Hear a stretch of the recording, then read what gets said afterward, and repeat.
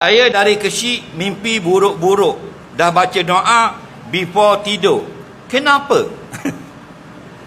Dia sebelum tidur dah baca doa. Mimpi juga. Mimpi hantu. Nah, contoh. Okey. Kita ada dua roh. Satu dia nama Ruhul Hayah. Satu dia nama Ruhul Yaqazah. Ruhul Hayah ni makna roh hidup.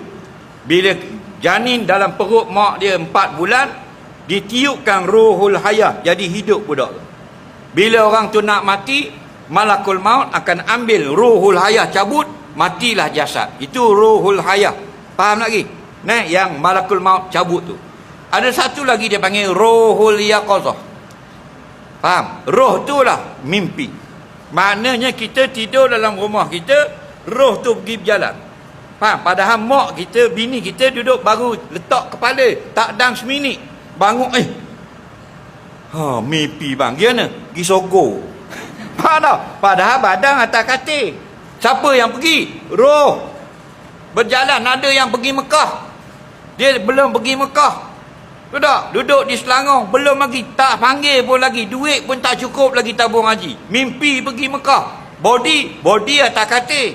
Roh. Faham? Jadi mimpi ni cerita roh, bukan cerita jasad. Ada 3 jenis mimpi. Nombor 1, ar-ru'yatus salihah. Mimpi yang elok.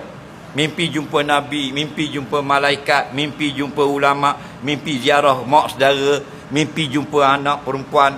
Nak mimpi apa benda ni benda buat jamuan, benda yang baik-baik. Itu mimpi yang elok. Okey? Yang kedua, mimpi yang tak elok. Mimpi tak elok ni syaitan. Dia kacau roh kita. Supaya bila kita bangun, kita rasa takut. Takut. Tak senang hati. Dan kita semayang pun tak senonoh. Nah, sebab tu Nabi kata, pendek cerita, kalau kamu mimpi yang hodoh-hodoh, yang menakutkan, bangun tu, ludah 3 kali sebelah kiri. Dan kata, a'udzubillahi minasyaitonir rajim. Nabi ajar. Bukan ludah betul, naik muka laki kita pula. Itu bukan. Faham lagi? Dari kira bodoh ni bahan ludah sungguh. Faham? Nak buat isyarat ni. Tu. Buat gitu. Sebelah kiri. Faham lagi? Lama ludah betul. Laki duduk sebelah, ija atas muka. Nah. Soalan seterusnya, jangan takut. Dan lepas tu, syaitan tidak akan ganggu kita. Kita pun hilang rasa takut. Tak usah bimbang. Mainan tidur saja. Okey? Biarlah Allah, kadang-kadang syaitan ni dia kacau kita di dalam semayang. Ada orang dia tak kacau dalam semayang, dalam tidur. Ada orang dalam tidur tak ada mimpi, dalam semayang tak kacau, dalam rumah dia masuk. Tu lagi berat. Tahu tak? Saya ada seorang kawan, bila dia tinggal bini dia di rumah, Mariatu. Dia buat kan ni? Bini dia pergi basuh pinggang, dia tutup lampu. Lap jadi gelap. Ingatkan anak-anak main? Dia pergi mandi bilik air, dia tutup lampu, gelap. Meraba kawan tu.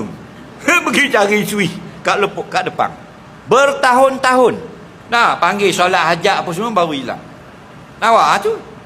Lagu tu. Nah, jadi baik dalam tidur. Bangun, kata a'udzubillahi minasyaitonirrajim. Aku minta berlindung denganmu ya Allah dari gangguan syaitan yang jahat ini. Ludah 3 kali isyarat.